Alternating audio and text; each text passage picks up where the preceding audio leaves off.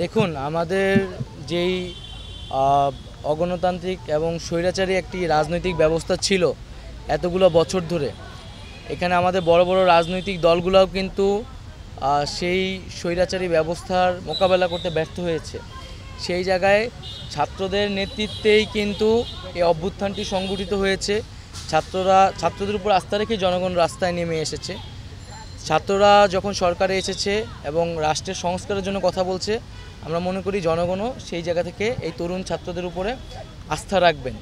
এবং এখানে আমরা অভিজ্ঞ এবং দক্ষ ব্যক্তিদেরকে মনোনীত করেছি আমাদের এই উপদেষ্টা প্যানেলে। একই সাথে আমরা মনে করেছি পুরো বিষয়টিকে পর্যবেক্ষণ এবং তদারকির জন্য ছাত্রদের ভয়েস থাকার জন্য ছাত্রদের জায়গা থেকেও উপদেষ্টা প্রয়োজন। সেই জায়গা থেকেই আমরা দুইজন ছাত্র প্রতিনিধি এই উপদেষ্টা প্যানেলে রয়েছি এবং পাশাপাশি আরও আমাদের ছাত্র প্রতিনিধিরা অন্যান্য উপদেষ্টাদের সাথে সহকারী হিসেবে সামনের দিনে কাজ করার সুযোগ থাকবে। 50 বছরের ওয়ারেন্টি আর বাহারি ডিজাইনের মুস্তফা ইউপিভিসি ডোর, কাটিয়ে দিন নিশ্চিন্তে 50 বছর। Mustafa uPVC door, excellence with durability. আমরা একটা ঐক্যবদ্ধভাবে একটি গণ অভ্যুত্থানকে নেতৃত্ব দিয়েছি। এখন আমাদের সময় হচ্ছে বাংলাদেশকে আবার নতুন করে গঠন করে গড়ে তোলা। সেই জায়গায় আমাদের ঐক্যবদ্ধ থাকতে হবে এবং আমরা মনে করি যে ছাত্ররা এবং নাগরিকরা ঐক্যবদ্ধ থাকবে।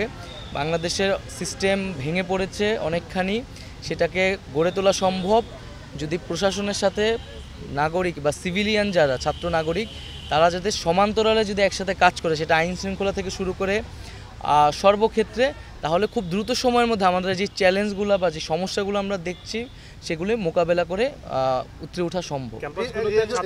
একটা কথা বললেন যে মন্ত্রণালয়গুলোতে আপনাদের ছাত্রদের সম্পৃক্ততা থাকবে, এটা কিভাবে সম্ভব হবে? এটি হচ্ছে এটার প্রক্রিয়া নিয়ে আমাদের মধ্যে আলোচনা হচ্ছে, কিন্তু আমাদের প্রাথমিকভাবে একটা সিদ্ধান্ত আগেও ছিল যে সহকারী উপদেষ্টা বা এইরকমভাবে কোনো একটা পদায়ন করে যে ছাত্রদের ওই মন্ত্রণালয়ে একটা হচ্ছে তদারকির সুযোগ থাকা, বক্তব্যে রাখার সুযোগ থাকা, সেই ব্যবস্থাটি থাকবে আর কি।